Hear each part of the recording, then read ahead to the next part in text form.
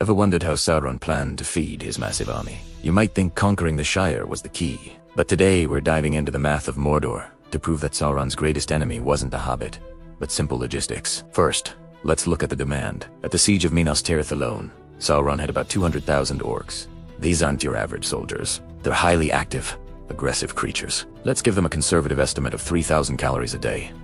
That's 600 million calories daily. To put that into perspective, that's the equivalent of over 1 million quarter-pounders every single day. And that's just for the orcs.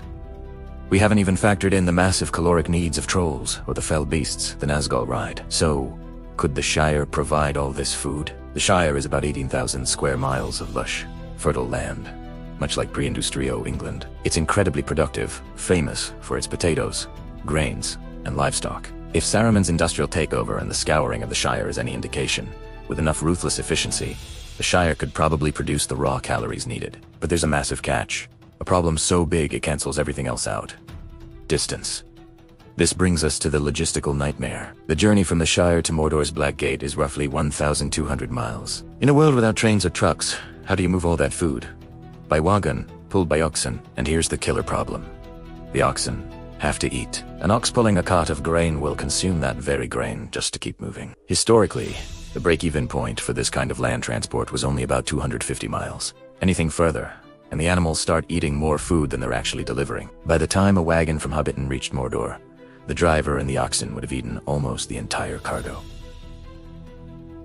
It's a logistical impossibility. To even attempt this, Sauron would have had to build a supply chain of epic proportions. Imagine the ecological devastation. The beautiful woods of the Shire and the old forest would be clear-cut to build thousands upon thousands of wagons. The diverse hobbit gardens would be turned into unsustainable grain monocultures, stripping the soil of nutrients and creating a dust bowl within a few seasons. And what about the Nazgûl's rides? Sustaining those flying predators would require a huge number of livestock, further destroying the Shire's pastures. The environmental costs would be catastrophic. So, how did Sauron actually feed his armies? Well, Tolkien thought of this. The answer wasn't in the west. It was right inside Mordor's own borders. To the south of the fiery plateau of Gorgoroth lay the Sea of Nurn. The lands around this inland sea were Mordor's grim breadbasket.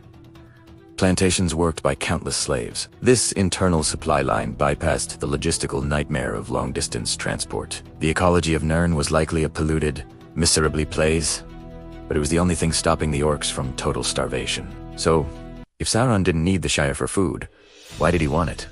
It wasn't about sustenance. It was about luxury. The Shire's real value wasn't its potatoes, but its prized pipeweed, like Longbottom Leaf, and its fine ales. Sauron didn't want the Shire to feed his grunts. He wanted it to reward his high-ranking commanders with the finest luxuries in Middle-earth. The ultimate evil, it turns out, has very expensive taste.